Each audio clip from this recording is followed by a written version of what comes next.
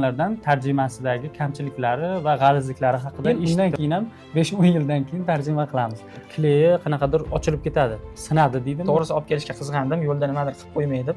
Qo'limda narsalarim ko'p edi. Va dizayni, o'lchami menga 1 million so'mlik kitobini o'g'irlasangiz do'koniga kirib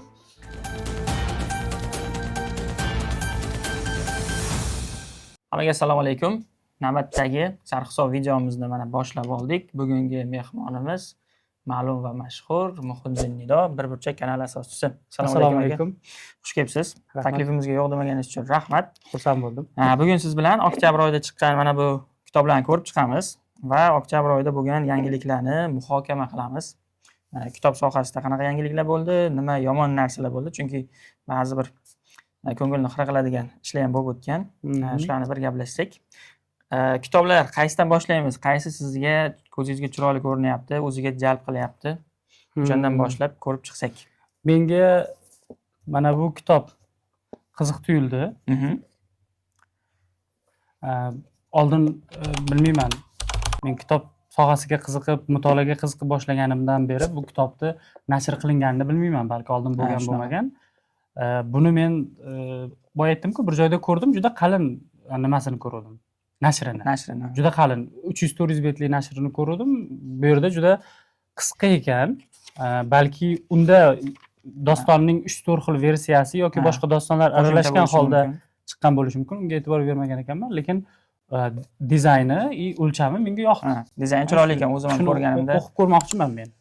Ko'rganimda juda ham yoqqandi. Jahon mifologiyasi, balki bu keyinchalik turkum bo'lar endi.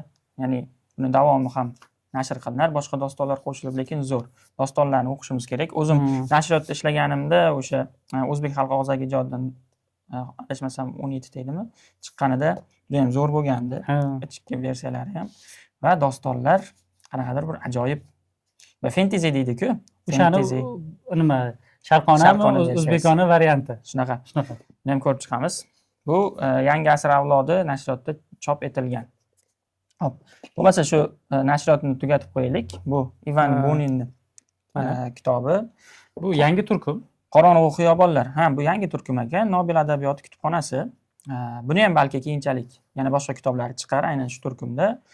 Nobel mukofoti sovrindori bo'lgan adiblarning kitoblari seriyada chop qilinar. Bu haqida fikrlaringiz, dizayni, ichki shriftlari borasida? Dizayni sifati yaxshi, faqat juda oq, nimagadir juda oq qog'ozga bosishadi. O'z tarafdan juda ko'p o'qiydigan odamlarga bu qiyinchilik tug'diradi. Bir marta o'qiydigan odamga bilinmasligi mumkin. Kimdir aytadi, farqi nima? Bu kitob o'qiyversa bo'ladi, lekin aytaylik, rangi boshqacharoq. Juda sifatli bo'lmasa ham rangini juda oq qilmagan yaxshi deb o'ylayman. Buni men boshqa dizaynlarini ko'rdim. Variant sifatida qilinganini, yaxshi yozuvchilar tanlangan ekan. Davomli bo'lsin, juda zo'r. Demak, buni ham keyingi kitoblarni kutib qolamiz. O'zi bizda ko'p kitobxonlar oq qog'oz xohlashadi, lekin u juda yorqin bo'ladi, ko'zingizga oq bilan qora o'rtasi juda ajraladi-da. Shunaqa. Ko'zni toldiradi u. Ko'zga zarar bo'lishi mumkin. Ozgina sarg'ishroq yoki ozgina qoraroq bo'ladi. Ana shu versiyalar yaxshiroq jihatdan. Xo'p, keyingi kitoblarimiz mana bu Faringeyt nashriyotining kitoblari. Buni o'tgan oy o'sha gaplashganmiz. Faqat kitoblar bizda bo'lmagani uchun ko'rsata olmagandik. O'zim fizika bilan pulni o'qib chiqdim. Juda ham ajoyib kitoblar. Sifati ham zo'r. Ko'rishingiz mumkin. Ichidagi o'sha suratlar, rasmlar, ranglari juda ham zo'r qilingan. Maza qilib o'qidim. Men pulni o'qiyotganimda bitta narsa keldi. Internetda ko'rgansizki, balki psixologmi, bitta aka chiqqandi. Havodan o'tadi. Mana ana shunaqalar uchun tavsiya qilaman. O'qing. Pul qayerda, qanaqa aylanadi? Bank, karta raqam, o'sha plastik kartalar, markaziy bank, o'sha dollar, valyuta kurslari hammasi haqida juda ham zo'r ma'lumot yozilgan. Katta yoshdagi odamlar ham o'qishlari mumkin. Aynan o'shanaqa psixologlarni, qo'shtirnoq ichidagi psixologlarni o'rnini bosadigan kitob. Fizikani o'qidim, atrofimizdagi qonunlar haqida zo'r yozilgan. Endi biologiyasini o'qish kerak. Biologiya ham qiziq ekan. Menga hali men bu bilan o'qib ko'rmadim, lekin yoqqan tarafi kitob qattiq muqovada va ichi ham sifatli. Adashmasam Turkiya bosmaxonasida bosilgan va kitobni ushlaganingizda his qilasizki, bu bir martalik narsa emas. Uzoq yil farzandlaringizga, balki nabiralaringizga xizmat qila oladi. Shu sifatni ushlaganingizda his qildiradigan bo'libdi. Omad tilaymiz. Bu nimasi boshqa yo'nalishlari ham chiqsa kerak menimcha, masalan. Hozir adashmasam yana Geografiya bor, boshqa bor. 3 ta kitoblari tarjima qilingan. Mana shu turkumdan 3 ta kitob va u kitoblar ham yaqin orada chiqishi kerak. Yana bitta narsa o'qiyotganimda shu narsa ko'z oldimdan o'tdi. Mana yosh bola savol beraveradi-ku, u nima, bu nima? Qanday keladi? Qayerdan paydo bo'ladi? O'sha uchun ham o'qib qo'ysangiz, ota-onalar, bo'lajak ota-onalar o'qib qo'ysa, farzandlar bilan bemalol muloqot qilish mumkin yoki birga o'qisa, farzandlaringiz bilan birga o'qisangiz, o'zingiz ham o'rganasiz, ularga ham o'rgatasiz. Xullas, hamma atrofimizda bo'ladigan voqea hodisalarni o'rganib olish mumkin. Nashriyotga omad tilaymiz. Birinchi kitoblari juda ham zo'r. Qaysi kitob olamiz? As-Sahiyni olib ko'raylik. As-Sahiyda oktyabrda 2 ta kitob chiqibdi. Bittasi Kichik kashfiyotchi Go'zalxon Hamidova. Bu o'zbek muallifining kitobi ekan, lekin bu kitob bilan tanishmadim. Hozir olib keldim. Bu yosh bolalar uchun, 3 yoshgacha bo'lgan bolalar uchun Montessori mashg'ulotlari ekan bu. Montessori butun dunyoga bolaga yo'q demasdan, bolani urishmasdan, o'z istaklariga qo'yib bergan holda, maksimal qo'yib bergan holda tarbiyalash uslubi, ko'pchilik bilsa kerak. Yaxshi, shuni menimcha o'zimizga moslashtirib qanaqadir qilishgan. Sifati ham zo'r ekan. Qog'ozi o'sha glansiviy qog'oz deyiladi. Mana shunda qilingan ekan. Rasmlar, mashg'ulotlar, rasmlar bilan chiroyli qilib berilgan ekan. Ajoyib sifati. Bu ham sezdingizmi? Oxirgi paytlarda shu 1 yil, balki 2 yilda 12 yoshgacha bo'lganlar uchun kitob ko'paydi. Shunaqa. Men oldin eng ko'p og'riqli narsa shu deb bilardim. Masalan, 3 yoshgacha kitob bor yoki 16 yoshdan keyinga yoki 9 yoshga kitob borda, lekin boshidan o'sha nima deydi, balog'atga yetgungacha bo'lsa davomli kitob o'qitaman desangiz, o'rtada uzilishlar bor. Anaqa yo'q. Qaysidir zanalari yo'q edi. Shu narsalar sekin-sekin to'layapti va rang-baranglik oshyapti. Bu menimcha yaxshi. Ota-onalar uchun ham kitoblar ko'payib boryapti, ya'ni bola tarbiyasi bo'yicha ham o'sha nima deydi, tan olingan mutaxassislarning kitoblari bu juda ham yaxshi. Va As-Sahiyning ikkinchi kitobi bu Mishel Obamani Mening hikoyam kitobi.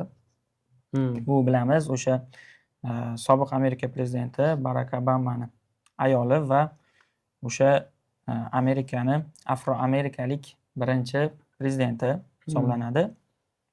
Va bu kitob yaqinda o'zbek tiliga tarjima qilindi. Kitob haqida fikrlaringiz? Men to'g'risi hali o'qimadim, lekin tashqi ko'rinishi va sifati juda zo'r. Har doimgidek sifatga qarashadi, lekin bu blogerlardan va o'qiganlardan tarjimasidagi kamchiliklari va g'alizliklari haqida eshitdim. Shunaqa. Bu narsa menimcha As-Sahiyda oxirgi paytlarda sezilyapti. Oxirgi balki 6 oylikda, 1 yillikda sezilyapti. Faqat sifat har doimgidek balki oldingidan ham yaxshiroq ushlab qolishga harakat qilishyapti mahsulot sifatida. Matnda esa kamchiliklar sezilyapti. Anomaliyada sezilgani haqida yozishdi. Bunda sezishdi. Keyin adashmasam jannatda ham ozroq g'alizliklar va inglizcha so'zlar tarjimasiz o'tib ketgan joylari bor edi. Men o'qiganimda ko'rdim. Bu tarafi va matn tarafidagi sifatiga ham yana ham oldingidek e'tibor qaratsa juda yaxshi bo'lardi deb o'ylayman. Men masalan qaysi kitoblarni ayta olaman? Mamlakatlar tanazzuli sabablari yoki bo'lmasa g'arb nima Svetlana Alekseyevich yozgan kitob bor-ku, Chernobil tavallosi. Shularni tarjima va tahrirlarida juda nima deydi, professional yondashishgan deb o'ylayman. Balki ulardagi muharrir almashish yo boshqa sabablar bilan bog'liqdir bu narsa, bilmayman. Lekin shu narsa seziladi. Doimiy ularning kitobini o'qib yurgan odamga bilinadi bu narsa. Afsuski shunaqa. Bu ham muhim kitobxon uchun. Bu kitob haqida o'sha o'qigan kitobxonlardan yaxshi fikr eshitmadik, aynan tarjimasi borasida, lekin kitob o'zi sifati juda ham yaxshi qilingan. Jahon darajasida. Turkiya o'qib ko'rmoqchiman. Shu ham bir tarafdan qiziqish paydo qildi. Fan tarjimasida qanaqa nima seziladi deganman. As-Sahiyni oktyabr oyidagi kitoblari. Tabriklaymiz. Omad. Yaxshi kitoblar. Yangi kitoblar kutamiz. Uzoq vaqtdan beri va'da qilishadi Dyunni. Dyunni kutamiz. Shuni chiqishini. Xo'p, endi mana bu kitobni olsak, bu Inson nashriyotidan o'tgan galgi sonimizda ham bularning g'ildiraklar ostida ketgan kitobini muhokama qilgandik, kitob haqida aytgandik. Bu endi yangi oktyabr oyida chiqqan kitob Kormak Makkartini Yo'l degan kitobi ekan. Adashmasam bu kitobni o'qiyapsiz hozir. 70% o'qib qo'ydim. Kecha boshladim o'zi bir kunda. 70%larini o'qib qo'ydim. Tarjima va tahriri yoqdi menga. Yozuvchi ham men uchun yangilik va o'zbek tilida birinchi kitobi ekan bu muallifning. Kitob zo'r matn jihatdan, lekin to'g'risi bosma sifatini juda yaxshi deya olmayman, chunki uni ko'rsangiz juda oddiy va varaqlari boya aytganimizdek juda ham oq va kleyi qanaqadir ochilib ketadi. Sinadi deydimi? Qattiqroq bor kuchingiz bilan ochsangiz yaxshi ochiladi. Sinadi va keyin balki ikkinchi marta o'qishga, uchinchi marta o'qishga yarar, undan keyin ahvoli og'irroq bo'lib qoladi. Men bu nashriyot kitoblarini kuzatyapman. 3-kitobi, adashmasam, ko'rlik chiqardi, undan keyin G'ildiraklar ostida va bu hammasi juda top darajadagi kitoblar bo'lyapti-da. Ko'rlikdan keyin nimagadir bosma sifatiga uncha qarashmayapti. O'zbekistonda agar oldin ko'rlikni Turkiyada chiqarishgan, agar O'zbekistonda chiqarish qulayroq bo'lsa, ularga men bir nima deydi, kitobxon sifatidami yoki ularni nashriyotiga bir muxlis sifatidami, kitob chiqarayotgan kitoblarni yoqtirgan muxlis sifatidami tavsiya qilardim. O'zbekistonda chiqarsa qattiq muqovada chiqarsin. Chunki biz kitobxonlar xohlaymiz, hamma xohlaydi. Bu kitobni o'qigandan keyin ham javonida chiroyli bo'lib turishini va ko'p yillar xizmat qilishini. Hamma kitobxon menimcha shuni xohlasa kerak. Shunaqa. Aynan bu yozuvchini, lekin ichi zo'r.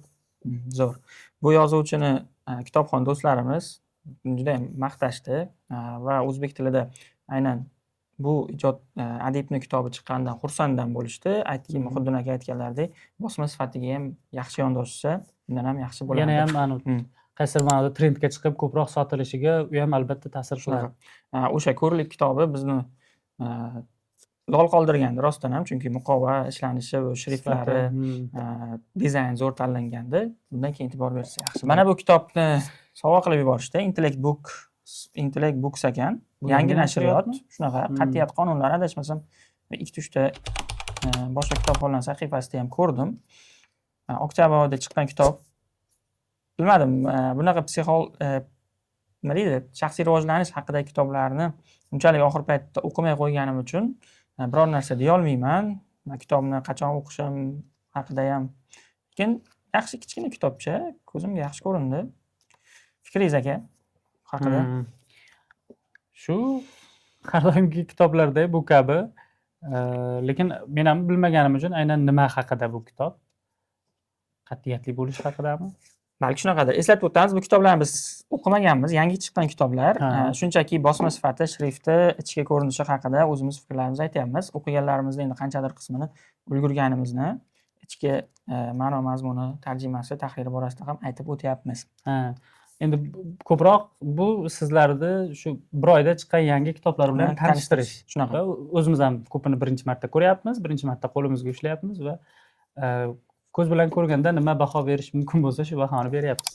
Va keyingi nashriyot bu Akadem nashr nashriyoti. 3 ta kitob. Kecha bularni ham nashriyotdan borib oldim. Rahmat nashriyotga kitoblar uchun. Va birinchi kitob Yangi uy nomlangan bu hikoyalar to'plami ekan, ham inglizcha ham o'zbekcha variantda berilgan. Gulruh Markayeva muallifligida.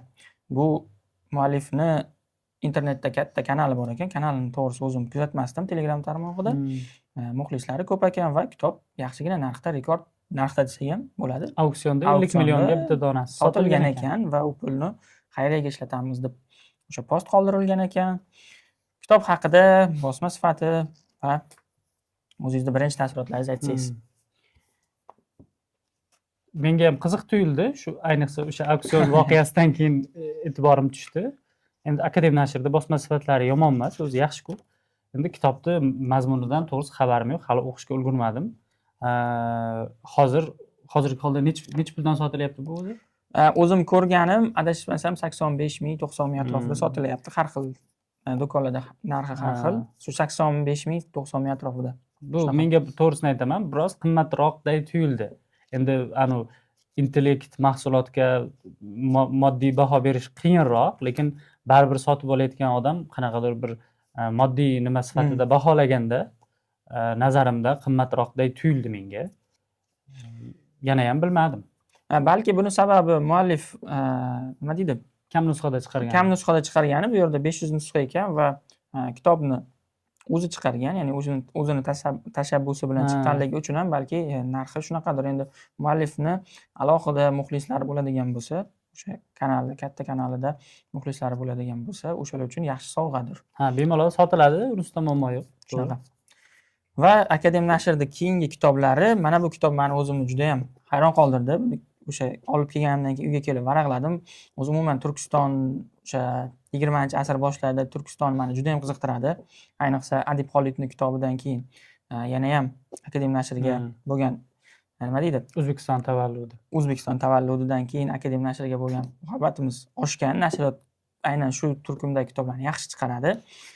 Va buni qiziq tomoni Fritz Wilford ekan, o'zi o'qishda qiynaldim. Bu zobit bo'lgan ekan, avstriyalik zobit, o'sha Turkistonga kelgan vaqtdagi o'zini taassurotlarini kundalik sifatida yozib qoldirgan va bu Turkiston kundaligi shaklida, keyinchalik kitob shaklida chiqqan. Meni o'zimni hayron qoldirdi. Bu endi real shaxsni, real tarixni ko'rgan odamni o'zini fikrlari va taassurotlari. Juda ham qiziq. Yana bu yaxshi tarafi, bunaqa kitoblarda menga yoqadigan yaxshi tarafi o'sha paytdagi bizga chetdan qarab turib ko'zgu tutadi. Qanaqa ko'rindi? Odatlarimiz qanaqa ko'rindi? Bu odatlarning ichida ulg'aymadik-ku. Qanaqa ko'rindi? Nimalar noodatiy ko'rindi? O'zi yashagan hududda nimalar farqli ko'rindi? Shu narsaga kichkina detallarigacha yondashib yozishadi. Endi biz masalan ichida tug'ilganimiz uchun aytaylik, aravaning bunaqa shaklda bo'lishi va ayollarning bunaqa shaklda yurishi bizga g'alati tuyulmagan bo'lishi mumkin va hech kim buni yozmagan bo'lishi ham mumkin.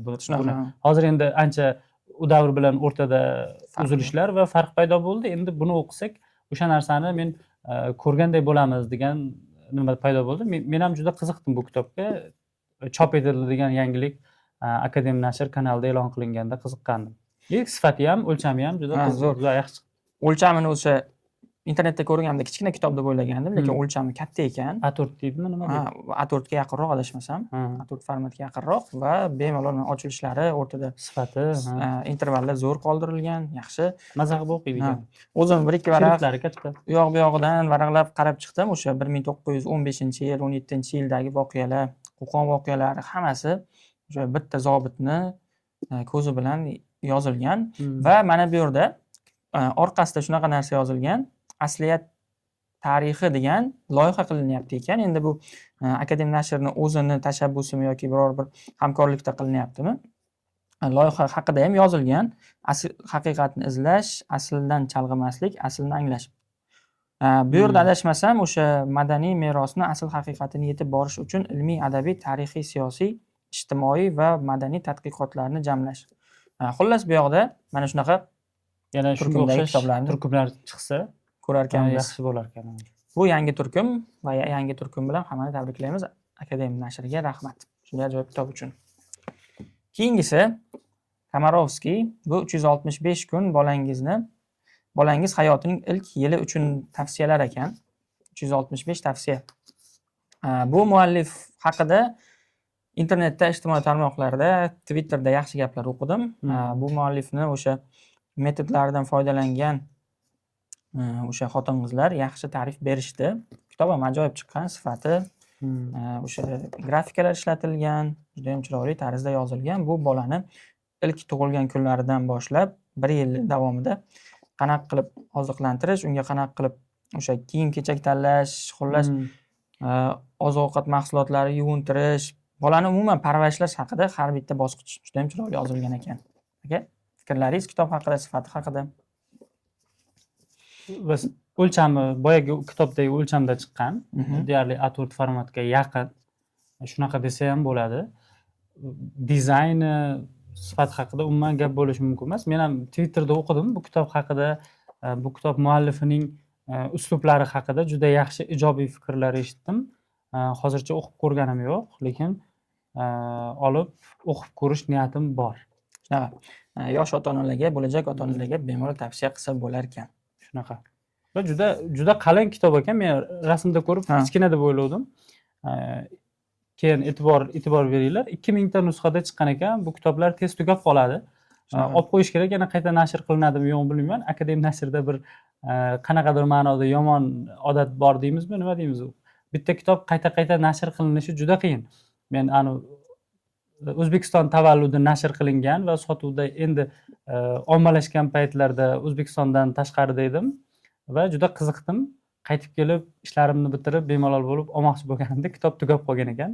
Qayta bog'lanib, u yoq-bu yoqdan izlab topolmaganman. Hozir ham o'sha kitob masalan menda yo'q. Qayta nashr qilinishi haqida so'raganimda bilishmadi. Yo'q, bizga aytishgandi O'zbekiston tavalludini qayta nashr qilinadi deb.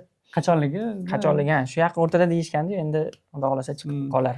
Shunaqa ma'nodaki, yaxshi kitob chiqqanida, muallifi yaxshi bo'lsa, kitob yaxshi bo'lsa, iloji bo'lsa birinchi nashridan olib qo'yish kerak, Tezroq olib keyin qo'yish kerak. topilishi qiyin bo'lib qoladi. Yoki qimmat narxda sotib olasiz. Yo'q, shunaqa qilsa ham bo'ladi. Xalqani 2 million, 3 milliondan sotishdi-ku. Shunaqa bo'lib qolishi mumkin. Xullas, oktyabr oyida nashr qilingan kitoblar shular ekan. Endi biz o'zimizga yoqqanini, ma'qul bo'lganini tanlab. Endi kitob sohasida yangiliklar haqida bir gaplashsak.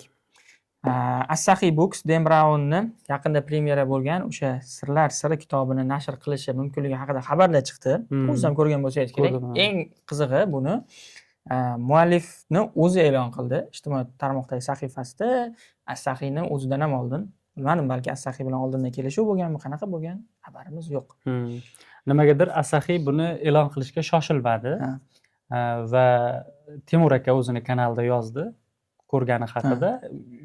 U postni Asahi asoschisi o'zining kanaliga shunchaki nima deydi, joyladi, perislat qildi deymiz, lekin ha bu haqiqat, ha bu chiqadi yoki falon yilda, falon sanada chiqadi degan qanaqadir ma'lumot bermadi. Shu joyi o'quvchilarga ko'proq qiziqadi. Balki bu ham chiqib qolar, yaxshi, lekin o'zi nima deydi, Dan Brown bilan yaxshi ishlashadi. Asahi kitoblari doim chiqib turadi. Ikkinchi yangilik bu Zabarjat Mediadan. Zabarjat Mediani aynan shu to'plam uchun o'zim muxlisi bo'lganman. Bu jadid adabiyoti namoyandalari turkumi. Bunga yana 7 ta kitob qo'shilishi haqida xabarlar chiqdi. Ba'zilari sotuvga chiqdimi yo'qmi bilmayman, lekin nashr qilindi degan xabarlarni o'sha sahifalarda o'qidim-u, o'zim hali do'konlarda ko'rmadim. Shuning uchun kitoblar yo'q, balki keyingi sonimizda kitoblarni olib kelib ko'rsatamiz. Bu turkum haqida fikringiz, oldin chiqqanlari haqida?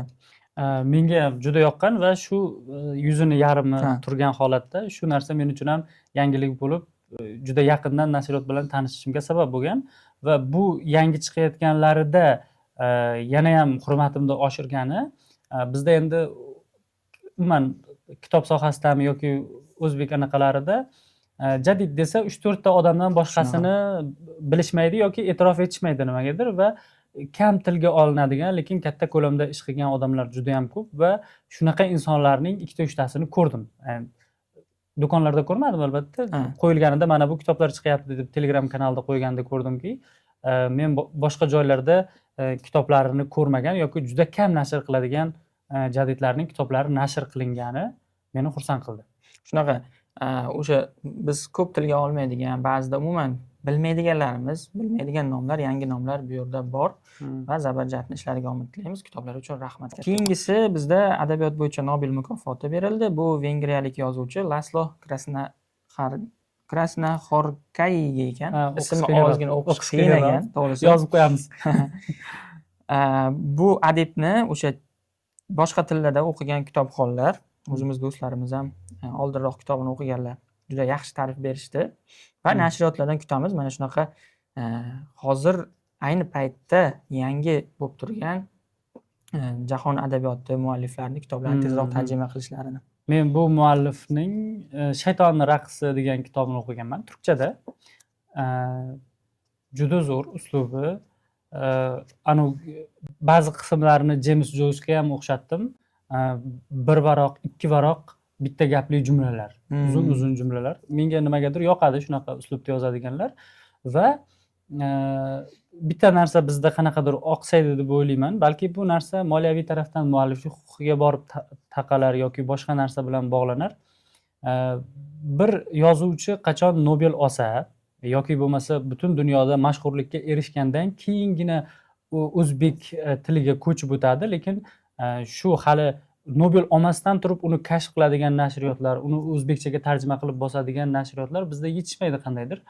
Vaholanki buni uzoq yillardan beri turkchada deyarli hamma kitobi bor. endi shunchaki qaytadan nashr qilib bir chetiga e, e, Nobel mukofotini olgan kitobni turib yana juda katta tirajlarda sotishyapti. Ya'ni ular buni kuzatishgan va bilishgan yaxshi yozuvchiligini oldindan. Nobelda ham bittada olib qolmaydi, bu ungacha qaysidir jarayonlardan o'tadi va e'tirofga tushadi qaysidir ma'noda va qanaqadir noodatiyligi uchun. Shu narsalar qanaqadir bizda kerak bo'lsa yetakchi nashriyotlarimizda ham oqsaydi deb o'ylayman. Bu chiqib mana Nobel oldi, mashhur bo'ldi. qanaqadir kutamiz, hamma chig'iriqlardan o'tib bo'ldi bu zo'r kitob yoki zo'r yozuvchi degan tamg'a bosilguncha shu anaqa darajaga chiqquncha kutamiz qanaqadir va keyin undan keyin ham 5-10 yildan keyin tarjima qilamiz. Vaholanki ba'zi kitoblardagi fikrlar yoki g'oyalar eskirgan bo'lishi mumkin. Aytaylik, koronavirus haqida yoki shunga o'xshagan virus haqida deylik 2010-yilda yozilgan kitobni o'qish bilan xuddi shu kitobni koronavirus bo'lib o'tgandan keyin o'qishning o'rtasida farqi bor-da. Emotsiyasida, his qilayotgan narsalaringizda. Shuning uchun men shu nashriyotlardan dunyo nimasini kuzatib, imkon qadar o'zbek kitobxonlari uchun qanaqadir bir kashfiyotlar, yangiliklar taqdim qilishini so'ragan bo'lardim. Shunaqa, biz o'tgan galgi sonimizda ham gaplashgandik. Aynan bizda shunda o'xshash bo'ladi. Nashriyotlar davrlardan o'tgan mualliflarni ko'proq chiqarishadi va bu qanaqadir ma'noda sotish ham oson. Endi o'zimiz ham bu sohani ozmi ko'pmi bilamiz. Sotish ham oson bo'ladi. O'quvchi ham ko'proq aynan ularni talab qiladi. So'rashadi. Masalan, Dostoyevskiy aytsa hamma zo'r deydi, o'qigan o'qimagan ham. Shuning uchun balki nashriyotlar ham mana shu jihatiga e'tibor berishadi. Lekin chiqarishsa yaxshi. Lekin bunga qarshi ham bitta case bor. O'zbek kitobxoniga notanish bo'lgan kitobni chiqarib ham yaxshi pul qilish va juda katta tirajda sotish mumkinligi. Masalan, Yashamoqni men misol qilgan bo'lardim. U hech kim tanimasdi, shunchaki balki bitta yarimta o'qigan odam bo'lmasa, men uchun yangilik bo'lgan chiqqan paytida. Va juda katta tirajlarda yaxshi sotildi. Ya'ni o'zbek mentalitetidan kelib chiqib, faqat to'g'ri o'ylaymiz, sotuv tarafdan ham foyda bo'lishi kerak. Shu tarafdan o'zbek kitobxoni yoqtiradigan yo'nalishdagi kitoblarni bo'lsa ham kashf qilib qanaqadir tarjima qilish kerak. Keyingi xabarimiz esa oktyabr oyida bilasizlar, o'tgan kunlarni ingliz tiliga tarjima qilgan tarjimon bor, Mark Ris. Kitob taqdimoti ham bo'lgandi, kitoblar taqdim etilgandi va mana shu odamni sa'y-harakatlari bilan Amerikada Janubiy kitob festivali bo'lib o'tar ekan. Ana shu festivalga aynan shu tarjimon o'tgan kunlarni olib borgan va undan tashqari Sharof Rashidovni Kashmir qo'shig'i kitobini o'sha ingliz tilida tarjima qilingan kitoblarini festivalda namoyish etgan. Bu juda ham zo'r. Va men bu yerda menga sovg'a qilishganda, men olib kela olmadim buni. Bu festivalda ishlatilgan mana bu buni rasmini chiqaramiz. Plakat bor ekan, ya'ni reklama plakati. Mana shu reklama plakatini menga sovg'a qilishdi. Xuddi shu original Amerikadan kelgan. Buni zo'r tomoni nima ekan? Bu plakat printerda chiqartirilmas ekan. Ya'ni kompyuter printerda bu oldingi usulda tosh bosma usulida pechat qilinar ekan. Qo'y. Ya'ni mana bu shriftlar, mana bu rasmlar hammasi bitta joyga yig'iladi. O'sha tosh bosmada o'yib bosiladi, bitta taxtaga yig'iladida, o'shani ustiga rang surtilib, har bittasi bosib chiqiladi. Mana shuni o'zi bilinar ekan yaqinlashtirsa. Yaqinlashtirsa bilinadi. Hammasida ozgina farq bilan chiqadi. Chunki o'sha kraska qayerdadir ozgina ko'proq bo'ladi va bu juda zo'r, bu qo'l mehnati. Mana shu printerda, ya'ni tosh bosma printer deymiz, ya'ni zamonaviy tilda dastgohida chiqarish anchagina qimmat turar ekan va buni katta kinolar premyerasida o'sha posterlarini chiqarishda aynan mana shu kompaniyani ana bosmalardan foydalanishar ekan. Bu ya'ni qanaqadir darajada bulardan foydalangan kompaniyalarga status ham berar ekan. Ya'ni status berar ekan, narxi ham qimmatroq, chunki hammasi qo'l mehnatda qilinadi. Shunaqa darajada e'tibor qaratib, o'zbek adabiyotini o'qing degan o'zbekcha so'zlari ham bor va inglizcha tanishtiruvlar, choy iching, o'zbek adabiyotini o'qing deb chiroyli jumla qo'yishgan kitoblar va buni ko'rsatib o'tsangiz kerak. Montajda kitoblar va ustida o'sha paxta gulli piyolada choy bor. Juda chiroyli, kreativ. Men o'zim ham xursand bo'ldim buni sovg'a qilishganiga. Tasodifan kelib qoldi o'zim, men o'ylamagandim. Olib kelmadingiz lekin. Olib kelishga, chunki u kattarog'ida to'g'risi olib kelishga qiziqandim. Yo'lda nimadir qilib qo'ymay deb. Qo'limda narsalarim ko'p edi. Choponli aka juda Ha, qiziq. uyga ilib qo'yganman. Xursand bo'ldim o'zim ham. Ayniqsa oddiy printerda emas, o'sha tosh bosma dastgohida chiqqanda. Va afsuski, mana shunday bir nima deydi, fidoyi insonni yomon xabari ham bor. O'zini Facebook sahifasida e'lon qildi. Bu o'sha o'tgan kunlarni tarjima asari PDF shaklda tarmoqlarga chiqib ketgan. Buni o'zidan o'qigan bo'lsangiz kerak tarmoqda va bu haqida muallifni o'zi, tarjimonni o'zi yozgan. Men kitobimni sovg'a qilgandim ta'lim muassasasiga va aynan o'sha ta'lim muassasasi dastxat ham qo'yilgan. O'sha dastxatlari bilan PDF shaklda chiqib ketibdi. Bu narsa O'zbekistondagi kitob sohasi uchun uyatliroq holat deb achinib yozgan va bunda u yana ta'kidlab o'tganki, bunga sizlar e'tibor beringlar. Biz kitobni o'sha Amazonda sotyapmiz, eng katta o'sha internet do'konlardan birida sotyapmiz. Bu ularni sotuviga ham ta'sir qilishi mumkin. Chunki mualliflik huquqiga, intellektual mulkka jahonda juda ham e'tibor berishadi. Ayniqsa PDF kitoblarni ham sotishadi, elektron kitoblarni ham, audio kitoblarni ham sotishadi. Aynan Amazonda o'zida ham shunaqa bor sotuvlar e'tibor beriladi. Bu O'zbekiston statusiga ham yomon degan tarzda o'zini postini qoldirgan. Bu haqida o'sha umumiy o'zi PDF kitoblar tarqalishi haqida fikringiz? Bu haqida meni juda katta fikrim bor. Alohida bir video qilsak bo'ladi bu mavzuda. Bizda nimagadir shu narsa bilan shug'ullanadigan tashkilotlar bor-ku, prokuratura shug'ullanadimi, ichki ishlar shug'ullanadimi bu narsa bilan. Nimagadir jinoyat sifatida qarashmaydigandek tuyuladi menga. Shunaqa. Deylik, masalan, siz kimdandir bitta nashriyotdan deylik, bitta nashriyotdan 2 million so'm pul o'g'irlasangiz yoki bo'lmasa 2 million so'mlik kitobini o'g'irlasangiz do'koniga kirib, sizni bugun trevoga qilib topishadi, qamashadi, sud qilishadi, joyda qilishadi. Bu o'g'irlik. Ha, bu o'g'irlik.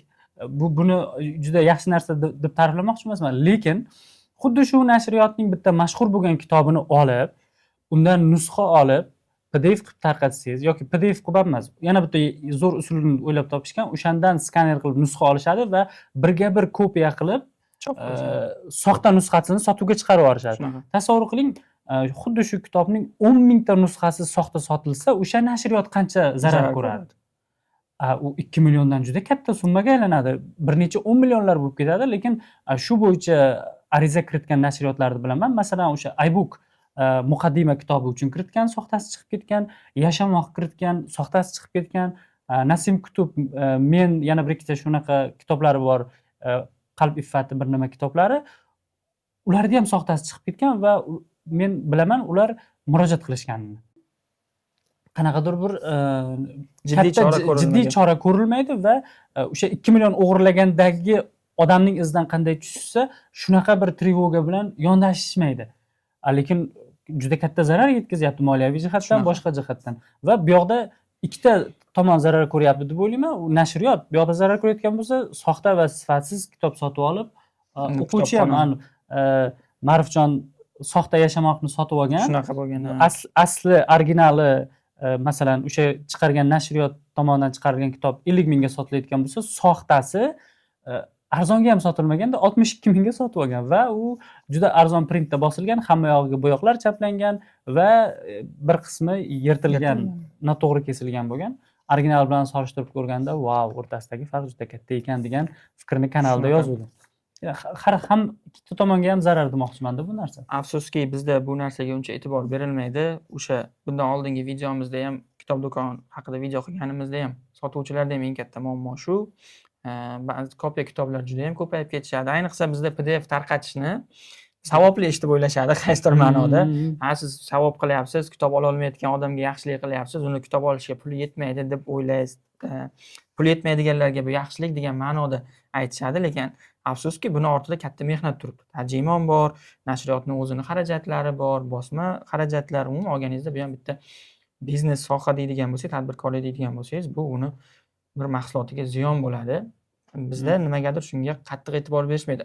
Avvalambor kitobxonni o'zi e'tibor berish kerak. O'ziga shu narsani ravo ko'rmaslik kerak. To'g'ri, muallifligi yo'q. Ya'ni PDF-ni bemalol o'qish mumkin bo'lgan, elektron bemalol o'qish bo'lgan kitoblar juda ham ko'p. Ularni bemalol olib o'qisangiz bo'ladi. Masalan, 70 yildan keyin o'sha mualliflik huquqi yo'qoladi, tugaydi. Bu nashriyotlar ham keyin chop qilishi mumkin bo'ladi. Har xil variantda nima deydi, elektron variantlarni o'qish mumkin bo'ladi. Faqat ungacha biz mualliflar huquqiga e'tibor berishimiz kerak. Shundagina biz yaxshi sifatli kitob o'qiy olamiz o'zimiz talab qiladigan darajada. Chunki nashriyotlar ham bunga qanaqadir darajada tayyor bo'lishadi. Va bu yomon xabardan keyin yaxshi xabar ham bor. Bu muallifni o'zim bilmas ekanman. Menga ham yangilik bo'ldi. O'zbekistonda Muhabbat Yo'ldosheva degan muallif ayolni, o'sha bolalar yozuvchisi ekan, bular haqida ozgina ma'lumot o'qidim internetda. Kitoblari har 2 yilda o'tkaziladigan Hans Christian Andersen o'sha bolalar adabiyoti bo'yicha beriladigan mukofotga nomzod sifatida qo'yilibdi. Bu bilan avvalambor tabriklaymiz. Juda katta mukofot, bolalar adabiyotidagi juda katta birinchi raqamli mukofotlardan biri. Shunga bir 10 talikka kirganmi? 10 talik nomzodlardan biri adashmasam. 10 talik. Hozirgi oxirgi o'sha nomzodlar ro'yxatiga listga kirgan ekanlar. Bu har 2 yilda beriladi. Bolalar adabiyoti bo'yicha xalqaro tashkilot bor. Ana shu tashkilotni joriy qilgan mukofoti. Oxirgisi o'sha 2024-yilda berilgan. Endi keyingi 2026-yildagi mukofotga aynan o'zbek muallifini kitobi kiritilgan ekan. Bu bilan ularni alohida tabriklaymiz. Xulosa o'rnida aytadigan bo'lsak, umuman kitob sohasida, kitob bozorida sizni fikrlaringiz va yangi chiqayotgan kitob haqida oktyabr oyida o'tgan kitobxonlik yo'nalishidagi yangiliklar haqida fikringiz. Men o'ylayman, oxirgi 2 yilda ayniqsa juda ham ko'paydi nashriyotlar, yangi kitoblar va kitoblarning janri ham ko'paydi. Oldin juda klassika va turk adabiyotidan iboratdek ko'rinardi menga. Qolgan janrlarda kitoblar juda kam edi. Hozir janrlar ko'payapti, nashriyotlar ko'payapti va bu juda yaxshi. Lekin buning yomon tarafi ichida sifatsiz tarjima va sifatsiz kitoblar ham ko'payishiga sabab bo'lyapti. Bu endi o'quvchilarda tanlov imkoniyatini qiyinlashtiradi. Noto'g'ri tanlov qilib qo'ymaslik uchun. Bu uchun esa Choponli akani kuzatinglar, Kitob House-ni kuzatinglar. Bu yerda kitoblar bilan tanishtirib borishadi va imkon qadar to'g'ri tanlov qilishingizga yordam bo'ladi bu. Qaysi kitoblarni yaqin orada o'qib chiqmoqchisiz, sizda qiziqish uyg'otdi mana shu bugun ko'rib chiqqanlarimiz orasida? Keyingi oydami? Men hozir o'zi yo'lda o'qiyapman. Deyarli bugun yoki ertaga tugatsam kerak. Yo'lda o'qiyapman. Menga keyin bu kitob juda qiziq tuyuldi. Ayniqsa bu bor odam va o'zi o'sha janglarda qatnashib, o'sha jarayonning ichida yurib yozgan kundaligi bo'lgani uchun juda qiziq tuyuldi. Keyin bu bolalar kitoblariga qiziqdim. Fahrenheit kitoblariga va yangi asrda chiqqan kitoblar ham juda qiziq tuyuldi. Ayniqsa buni o'qimaganman oldin, endi o'qib chiqmoqchiman. Shu endi qolganlarini balki buni ham o'qirman imkon topolsam, chunki nima tarafdan menga qiziq tuyuldi, tarjimasida g'alizliklar bor deganiga shu narsa menga qiziq tuyuladi. Qani nimasi noto'g'ri ekan degan ma'noda. Fikrlaringizni kutib qolamiz unda. Aynan bu kitob haqida. Agar sizda ham qaysidir kitob qiziqtirgan bo'lsa, kommentariyada yozib qoldiring. Qaysi kitoblarni ketma-ketlikda o'qimoqchisiz, yaqin orada reja qildingiz. Agar ko'rsatuvdan, videolarimizdan foyda olayotgan bo'lsangiz, albatta buni izohlarda yozib qoldiring. Endi hozir o'qish borasida sizdan so'ramoqchiman. Qanday ulguryapsiz buncha kitob o'qigan? Ko'ramiz o'sha sahifalaringizda kitob o'qiysiz, video qilasiz. Endi bizdan ham ko'proq video qilasiz. Instagramga ham, YouTube'ga ham. Siri nimada buni? Yoki boyagi Asterix Obelix aytadi-ku, damlamaga tushib ketgansiz, damlamaga tushib ketganmiz. Bilmadim, bu juda katta sir bor deb o'ylamayman. To'g'risi, o'zim anaqada ham kanalimda ham aytganman, o'zim operator va montajchiman, tasvirchi va montajchiman. O'zimni qo'limdan kelgani uchun vaqtim bo'lganda videoga olaman va montaj qilaman. Shuning uchun menda bu narsa jarayoni tez kechadi. Endi kitobga kelsak, har doim har kuni bitta narsani odat qilib oldim. Har kuni 2 soat o'qiyman. Eng kamida. Bunga ham juda katta vaqtni, taxminan 1 soatdan ko'prog'ini metroda sarflayman, chunki kelishim va ketishimga taxminan jami 1 soatdan ko'proq vaqt ketadi. Shu vaqtda qo'limda kitob bilan o'qiyman. Shundan. Ajoyib. Qolgani shu Muhiddin aka sirlaridan oddiy oshkor qildik. Shu maslahat berardim, kimga nima odat shakliga aylantirmoqchi bo'lsa ham, vaqt bilan o'lchov qo'ysa, kuniga 20 minut. yetadi. Odat qilib boshlanishida shunaqa qilib o'qisangiz ham bo'ladi. Lekin har kuni qiling. Ha, shunaqa. 2 soat o'qimang. Bir haftada bir marta 2 soat o'qib, kimdir masalan Ha. yangi kirib kelayotgan bo'lsa, zada bo'lib qolishi mumkin yoki zerikib qolishi mumkin. Shuning uchun xohlasangiz yoki varog'i bilan o'lchab qo'ying. Endi kitob hammasini shrift har xil, o'lchami har xil bo'lgani uchun men vaqtga qo'yishni maslahat beraman. 20 minutmi, yarim soatmi imkoningizga qarab bir kunda. Lekin har kuni Har qilsangiz kuni o'qisangiz odat 2-3 oyda odatga aylanadi. Hammaga rahmat kattakon. Izohlarda o'z fikrlaringizni qoldiring, like bosing, bizga obuna bo'ling. Kitob haqidagi yaxshi nima deydi, videolarni taqdim etib boramiz va bir burchak kanaliga ham, sahifalariga ham obuna bo'lishni unutmang. Rahmat. Akani videolari, kitob haqidagi fikrlari ajoyib. Sizda ham kitob o'qishga mehringizni yanada oshirib yuboradi. Hammaga rahmat. Shu bilan tugatamiz. Muxdin aka, sizga ham rahmat. Rahmat Salomat sizga bo'ling. ham, sog' bo'ling.